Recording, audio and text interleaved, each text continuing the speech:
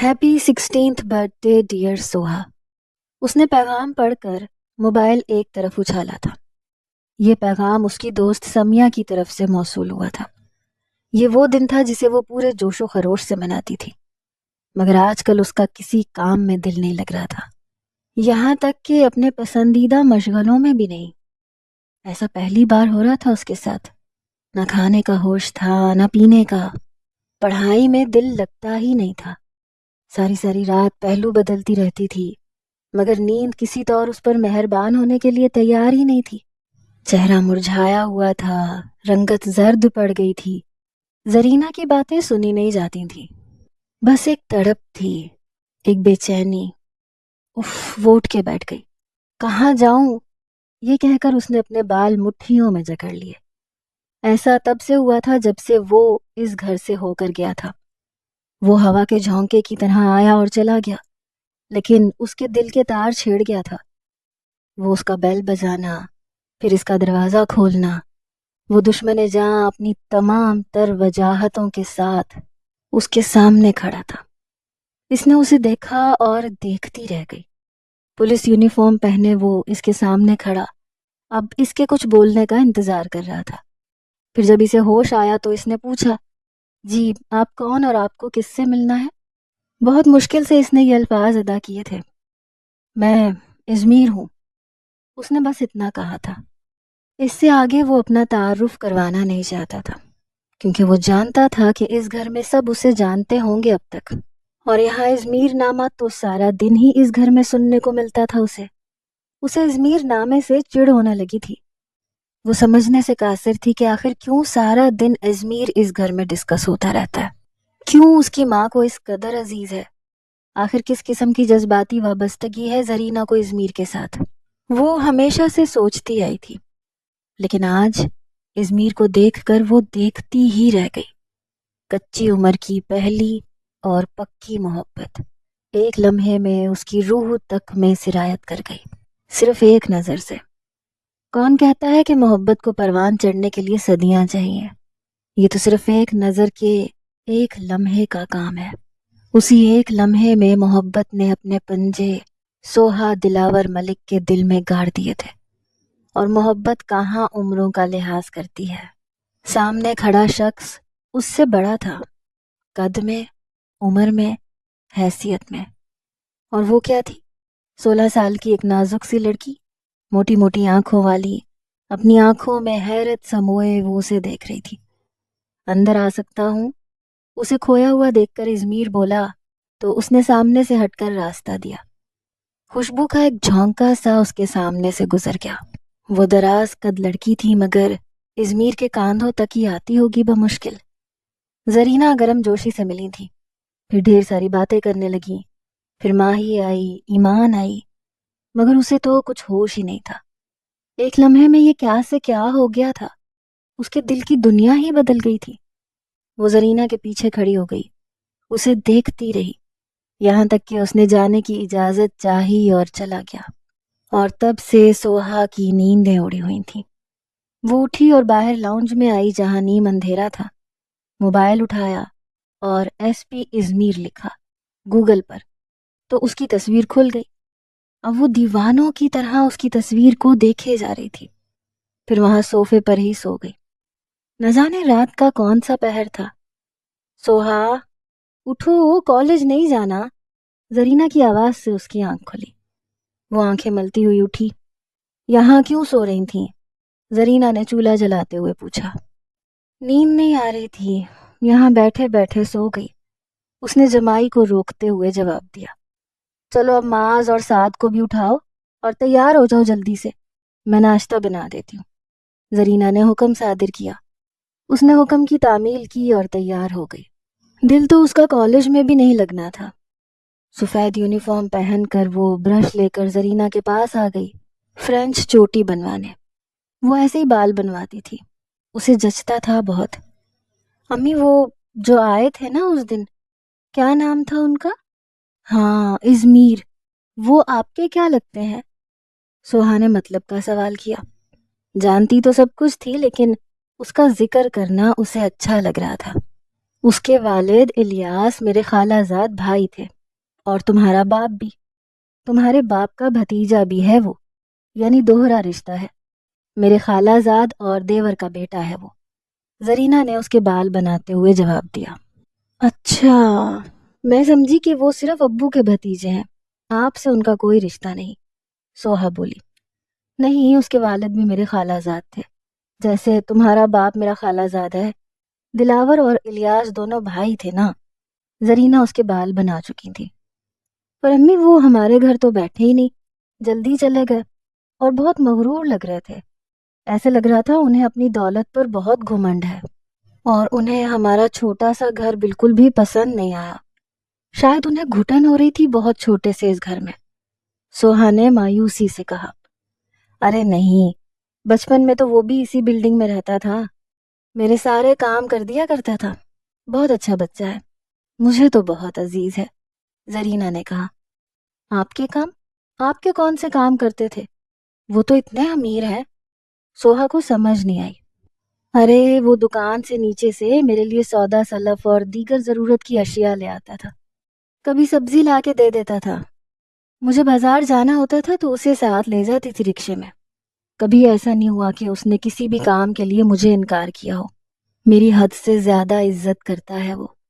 یہی وجہ ہے کہ میں نے ماہی کو اپنے گھر میں رکھا، حالانکہ میرے پاس اتنے پیسے نہیں تھے کہ میں مہمان کو کھلاتی، مگر ازمیر جانتا تھا مجھے، اسی لیے اس نے ماہی کو یہاں بھیجا۔ زرینہ اب ٹیبل پہ ناشتہ لگاتے ہوئے بول رہی تھی۔ پھر انہوں نے ابا سے کوئی بات کیوں نہیں کی؟ ان کی طبیعت بھی نہیں پوچھی؟ سوہا کو یاد آیا۔ یہ بہت لمبی کہانی ہے، تم نہیں سمجھو گی یہ ساری باتیں، تم ابھی بہت چھوٹی ہو ان باتوں کو سمجھنے کے لیے، زرینہ نے کہا۔ انہوں نے شادی کیوں نہیں کی ابھی تک؟ ایمان آپی سے تو بڑے ہی ہوں گے نا وہ۔ سوہا کو اصل تجسس تو اسی بات کا تھا۔ میں کبھی شادی نہیں کروں گا، اپنے والدین کی شادی شدہ زندگی کے تجربے کے بعد میرا دل نہیں کرتا شادی کرنے کو۔ زرینہ کو ازمیر کی باتیں یاد آئیں۔ اسے شاید ابھی تک کوئی پسند نہیں آئی، جب پسند آئے گی تو کر لے گا وہ بھی شادی۔ زرینہ نے بات گول کر دی۔ مگر امی، سوہا نے کچھ کہنا چاہا، مگر زرینہ نے اس کی بات آدھے میں کاٹ دی۔ یہ کیا صبح سے تم نے سوالات کی بوچھاڑ کی ہوئی ہے؟ چلو جلدی ناشتہ کرو، کالج کی وین آنے والی ہے، زرینہ نے ٹوکا۔ کالج آ کر بھی وہ اسی کے خیالوں میں کھوئی رہی۔ ٹیچر کیا پڑھا رہی ہیں اسے کوئی ہوش ہی نہیں تھا۔ سہیلیوں کے مجمع میں بھی وہ خاموش خاموش رہی، دل ہر چیز سے اچاٹ ہو گیا تھا۔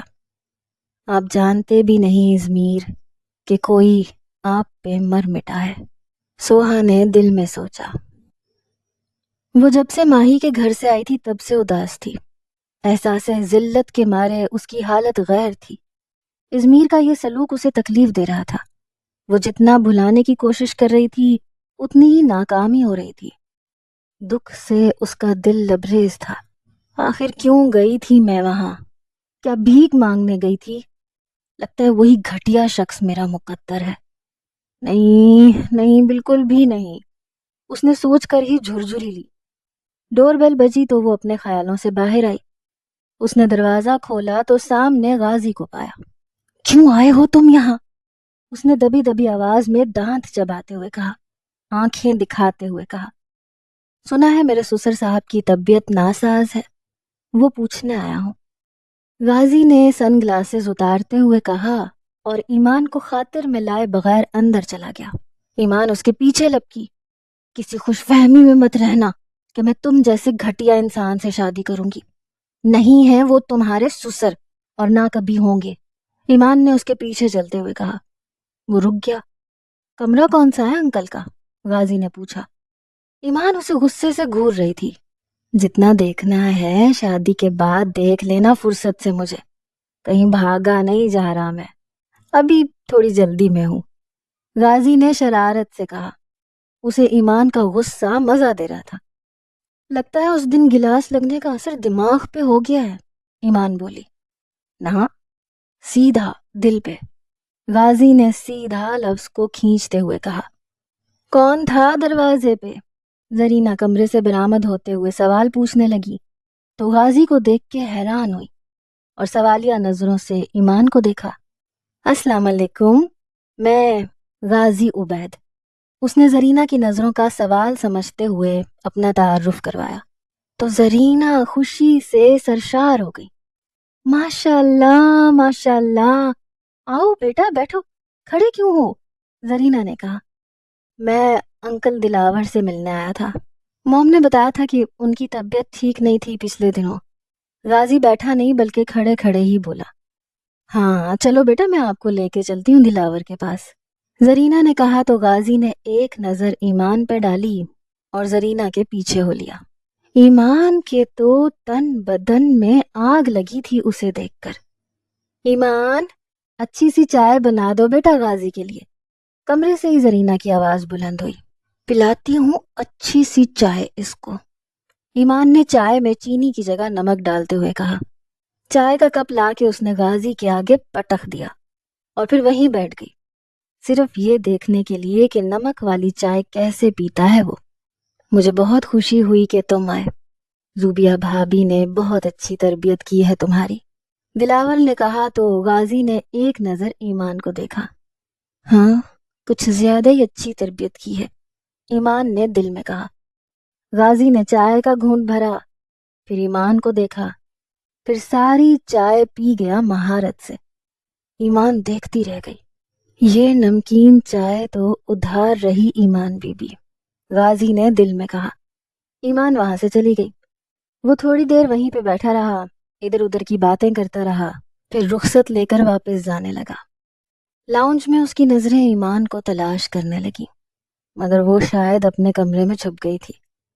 کب تک چھپو گی میڈم، غازی نے دل میں کہا اور وہاں سے چلا گیا۔ یہ ایک بہت خوبصورت کمرہ تھا اور سجایا بھی بہت خوبصورتی سے گیا تھا۔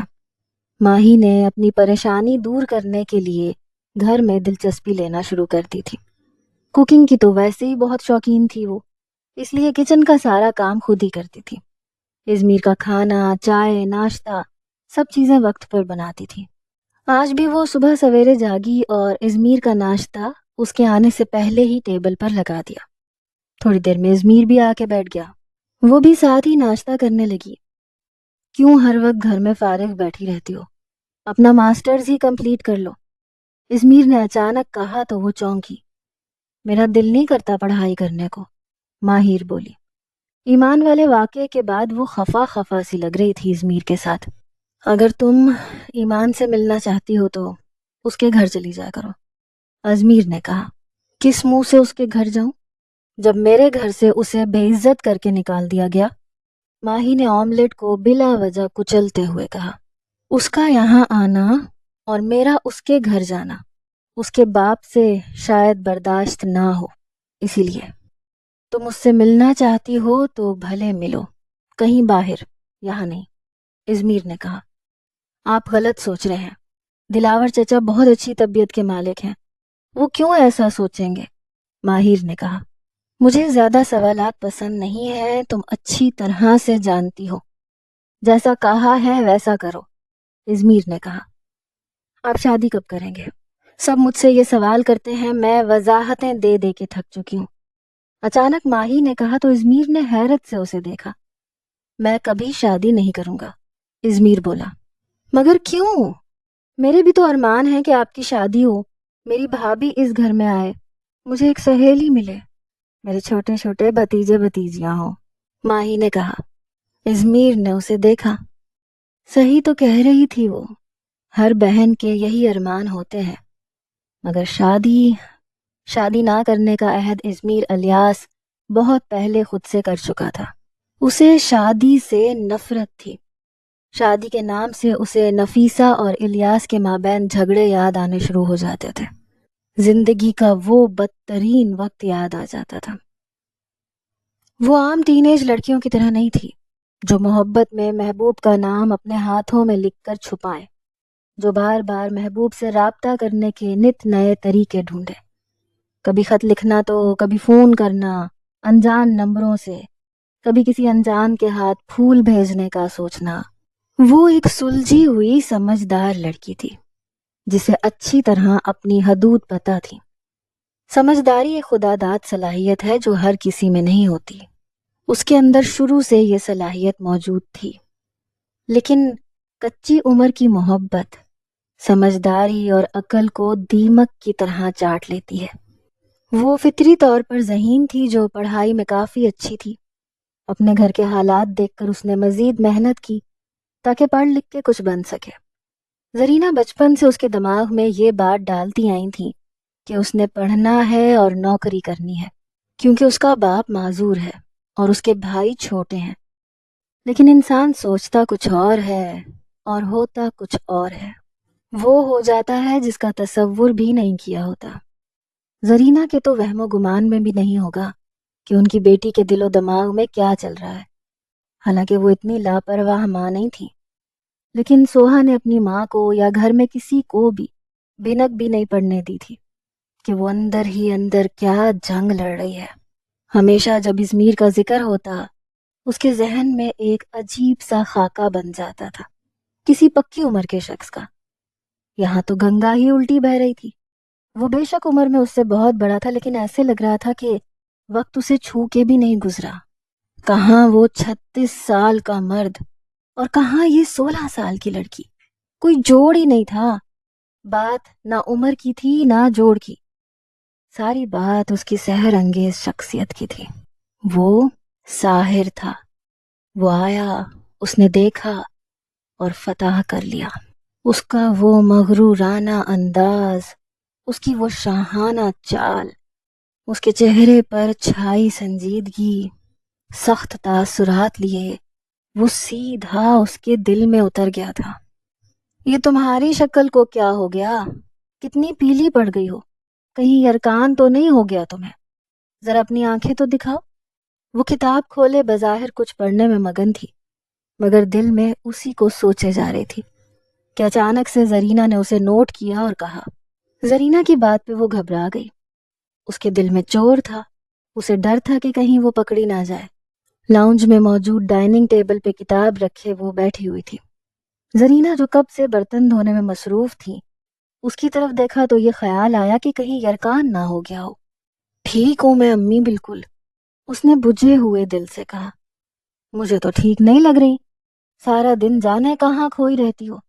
میں گھر کا سارا کام اس لیے کرتی ہوں کہ تم آرام سے پڑھائی کرو، مگر تم تو اپنے خیالوں میں گم رہتی ہو آج کل۔ مجھے نہیں لگتا کہ تم صحیح سے پڑھائی کر رہی ہو۔ اگر کوئی مسئلہ ہے تو مجھے بتاؤ، میں تمہاری پڑھائی میں کسی قسم کا نقصان برداشت نہیں کر سکتی۔ میری تمام امیدیں تم سے وابستہ ہیں۔ اگر تم نے پڑھائی میں دلچسپی کم کر دی تو تم اندازہ کر سکتی ہو ہم کہاں پہنچ سکتے ہیں۔ تمہیں اندازہ ہے نا میں کس طرح سے یہ گھر چلا رہی ہوں اتنے سالوں سے؟ ایمان کی بھی شادی ہونے والی ہے۔ زرینہ نے کہا تو سوہا کو لگا کہ اس کے اندر کا چور پکڑا گیا۔ زرینہ اتنی بھی انجان نہیں تھی جتنا سوہا سمجھ رہی تھی۔ وہ ایک سمجھدار عورت تھی۔ اس کی واحد خامی یہ تھی کہ وہ فطرتاً بے حد کنجوس تھی۔ ان کے ذہن پہ ہر وقت خرچہ سوار رہتا تھا۔ زرینہ کی بات پہ اچانک سوہا کو یاد آیا، پہلے کبھی اسے یہ خیال نہیں آیا تھا، لیکن آج پہلی بار اسے یہ خیال آیا۔ اس نے کچھ دیر زرینہ کی طرف دیکھا، پھر بولی، امی اتنے سالوں سے آپ گھر کا خرچہ کیسے چلا رہی ہیں؟ ابا تو کام پہ نہیں جاتے، نہ ان کی کوئی تنخواہ ہے۔ معذوری کی وجہ سے حکومت کی طرف سے تھوڑا بہت وظیفہ مل جاتا ہے جہاں وہ نوکری کرتے تھے۔ پھر یہ گھر اتنے سالوں سے چل کیسے رہا ہے؟ سوہا نے سوال کیا تو زرینہ ایک پل کو خاموش ہو گئی۔ انہوں نے غور سے سوہا کو دیکھا۔ آج پہلی بار سوہا نے ان سے اتنا بڑا سوال کیا تھا، اتنی سمجھداری والا سوال کیا تھا، یعنی کہ وہ اتنی بڑی ہو گئی تھی کہ ان باتوں پہ غور کرنا شروع کر دیا تھا اس نے۔ تم یہ سوال کیوں کر رہی ہو؟ رزق دینے والی ذات اللہ کی ہے۔ زرینہ نے اس کا سوال گول کرتے ہوئے کہا۔ نہیں امی، میں کافی دن سے سوچ رہی تھی کہ آخر ہماری ضرورتیں کہاں سے پوری ہو رہی ہیں۔ ہماری پڑھائی کا خرچہ، کھانا پینا، ہمارے گھر میں تو کمانے والا ایک بھی فرد نہیں ہے۔ سوہا بس پیچھے ہی پڑ گئی تھی اس بات کے۔ زرینہ نے ایک آہ بھری۔ اتنے سال سے ازمیر اٹھا رہا ہے ہمارا خرچہ۔ وہ مجھے ہر مہینے ایک معقول رقم بھیجتا ہے، اور وہ تب سے جب سے اس کی نوکری لگی ہے۔ زرینہ نے کہا تو سوہا حیرت کے سمندر میں ڈوب گئی۔ ایسا کیسے ہو سکتا ہے امی؟ ان کو بھلا ہماری اتنی فکر کیوں ہونے لگی؟ اور آپ نے کیوں لیے ان سے پیسے؟ سوہا بہت زیادہ پریشان ہو گئی تھی۔ تو اور کیا کرتی؟ کہاں سے لاتی میں گھر کا خرچہ؟ جب میں نے اسے بتایا کہ تمہارے ابا کا ایکسیڈنٹ ہو گیا ہے تو تبھی سے اس نے خرچہ بھیجنا شروع کر دیا تھا۔ 10 سال سے اوپر کا عرصہ ہو گیا ہے میرے خیال سے۔ اس نے بھیجا اور میں نے لے لیا کیونکہ مجھے ضرورت تھی۔ زرینہ نے یہ راز بھی آج اپنی بیٹی کے سامنے کھول کے رکھ دیا۔ وہ بڑی ہو گئی تھی، اب چھپانے کا کوئی فائدہ نہیں تھا۔ حالانکہ ایمان کو انہوں نے یہ بتایا تھا کہ ان کے بھائی انہیں خرچہ بھیجتے ہیں۔ سوہا سر پکڑ کے بیٹھ گئی، یعنی کہ وہ جس کی محبت میں غرق ہوتی جا رہی تھی وہ اس کے گھر کا انداتا ہے۔ ایک آخری امید تھی جو وہ بھی آج ختم ہو گئی۔ مگر امی وہ کیوں آپ کو بھیجتے تھے پیسے؟ ان کو دیکھ کر تو ایسے لگتا ہے کہ انہیں کسی چیز کی کوئی فکر نہیں۔ سوہا نے سوال کیا۔ وہ جیسا دکھتا ہے وہ ویسا بالکل بھی نہیں ہے۔ میں جانتی ہوں دنیا اسے بہت غلط سمجھتی ہے، میری تو حد سے زیادہ عزت کرتا ہے، زرینہ نے بتایا۔ وہ سوہا سے بہت زیادہ باتیں کیا کرتی تھیں کیونکہ وہ ان کی ایک ہی بیٹی تھی۔ وہ اس کی ماں نہیں، اس کی سہیلی بننا چاہتی تھی، کیونکہ جو مائیں اپنی بیٹیوں کی سہیلیاں نہیں بنتی ان کی بیٹیاں اکثر غلط سہیلیاں بنا لیتی ہیں اور غلط راستے پہ لگ جاتی ہیں۔ ان ماؤں کو اپنی بیٹیوں کے راز معلوم نہیں ہوتے، اور جو مائیں اپنی بیٹیوں کی سہیلیاں خود بن جاتی ہیں وہی مائیں ان کی واحد ہمراز ہوتی ہیں۔ زرینہ ہر بات سوہا سے ڈسکس کرتی تھی تاکہ وہ سمجھدار ہوتی چلی جائے، اسے ہر چیز کی سمجھ آ جائے۔ لیکن کبھی کبھار ایسی سمجھدار بیٹیاں اپنی سمجھدار ماؤں کو بھی مات دے دیتی ہیں، اپنے راز ایسے اپنے دلوں میں دفن کر دیتی ہیں کہ ماؤں کے وہم و گمان میں بھی نہیں ہوتا کہ ان کے دلوں میں کیا چل رہا ہے۔ ازمیر آپ کی حد سے زیادہ عزت کیوں کرتے ہیں امی؟ سوہا نے پھر سوال کیا تو زرینہ سوچ میں پڑ گئی۔ بہت زیادہ سوالات کرنے لگی ہو آج کل تم، چلو پڑھائی کرو، زرینہ نے کہا تو وہ سمجھ گئی کہ مزید کوئی بات کرنے کا موڈ نہیں ہے زرینہ کا اب۔ سوہا اب یہ سوچ رہی تھی کہ اس کی اگلی ملاقات ازمیر سے کب ہوگی، اور تو کوئی موقع نہیں ہے سوائے ایمان کی شادی کے۔ اب اسے ایمان کی شادی کا بے صبری سے انتظار تھا۔ کچی عمر کی محبت اب اس کی سمجھداری کو دیمک کی طرح چاٹنا شروع کر چکی تھی۔ اچھا سنو، کل صبح تیار ہو جانا، ازمیر کے گھر چلیں گے ایمان کی شادی کی دعوت دینے، تم بھی ماہر سے مل لینا۔ اچانک سے زرینہ نے کہا تو وہ اپنے خیالوں سے باہر آئی۔ گھر چلنا ضروری ہے کیا؟ آپ شادی کا کارڈ بھیج دینا انہیں۔ اس کے گھر جانے کا سوچ کے سوہا کا دل زور زور سے دھڑکنے لگا، گھبراہٹ سی ہونے لگی۔ شاید وہ اس کا سامنا کرنے سے ڈر بھی رہی تھی۔ وہ یہاں نہیں آئے گا، کارڈ دینے سے کچھ نہیں ہوگا، بلکہ وہ شادی میں شرکت کسی صورت بھی نہیں کرے گا۔ لیکن اگر میں خاص اس کے گھر جاؤں گی تو وہ ضرور آئے گا۔ وہ مجھے کبھی انکار نہیں کر سکتا، اس نے مجھے کبھی انکار کیا ہی نہیں ہے کسی بات کے لیے، زرینہ نے فخر سے کہا۔ وہ اس لیے ہمارے گھر نہیں آئیں گے کیونکہ ہم غریب ہیں، کیونکہ اتنے سالوں سے ہم ان کے خرچے پہ پلتے آ رہے ہیں، یہی بات ہے نا؟ سوہا نے اپنے نچلے ہونٹ سے پین دباتے ہوئے کہا۔ زیادہ سوالات مت کرو، میں نے کہا نا، بس کل صبح تم تیار رہنا، زرینہ نے اب کی بار سختی سے کہا۔ کل صبح؟ سوہا کو بہت زیادہ گھبراہٹ ہونے لگی۔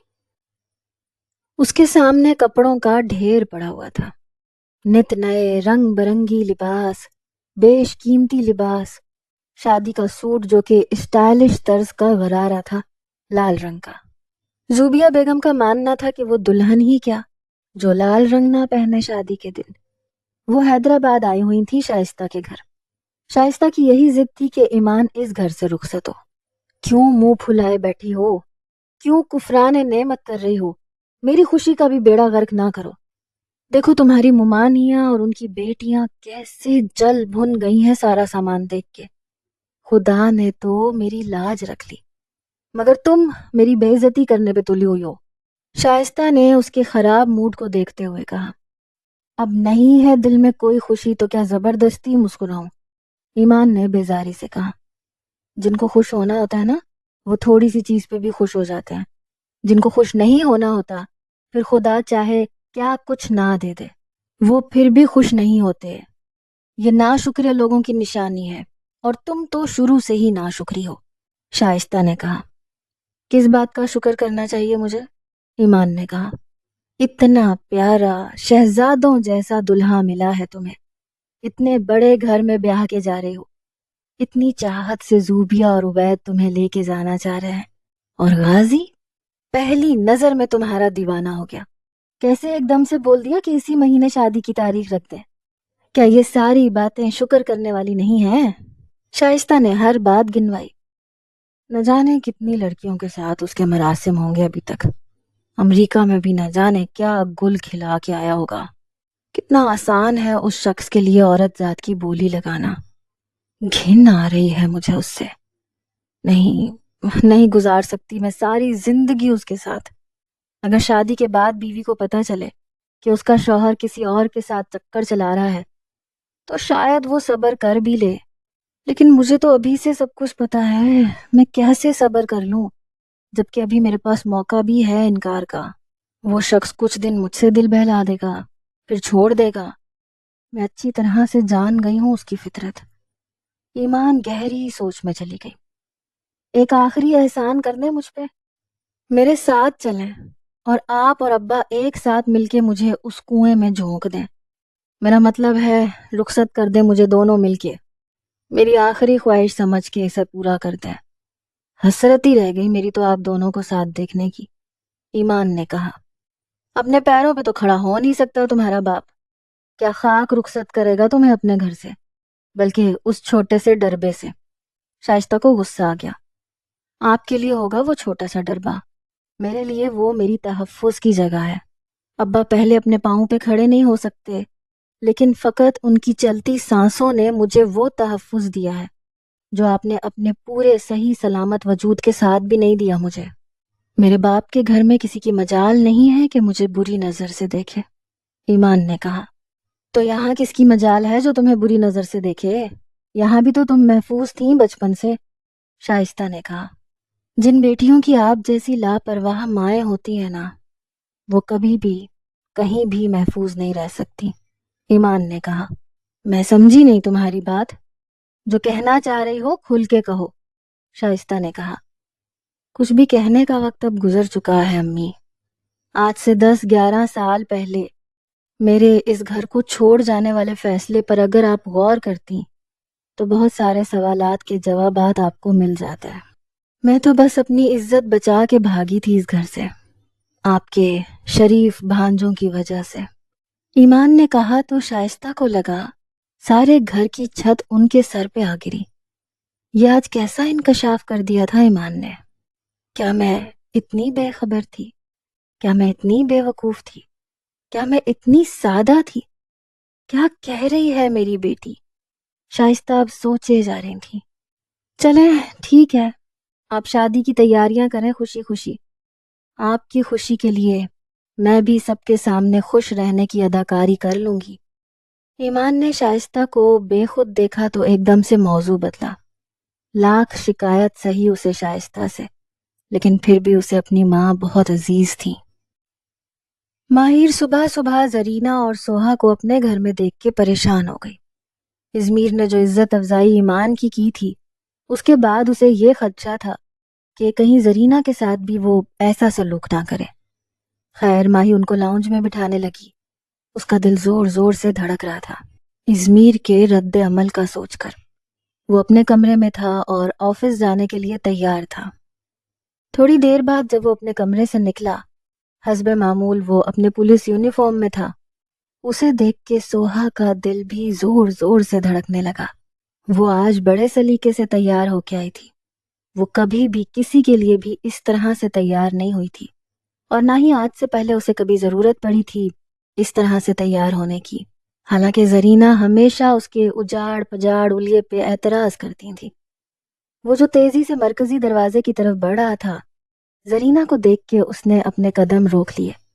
زرینہ بھی اسے دیکھ کے کھڑی ہو گئی۔ آپ یہاں؟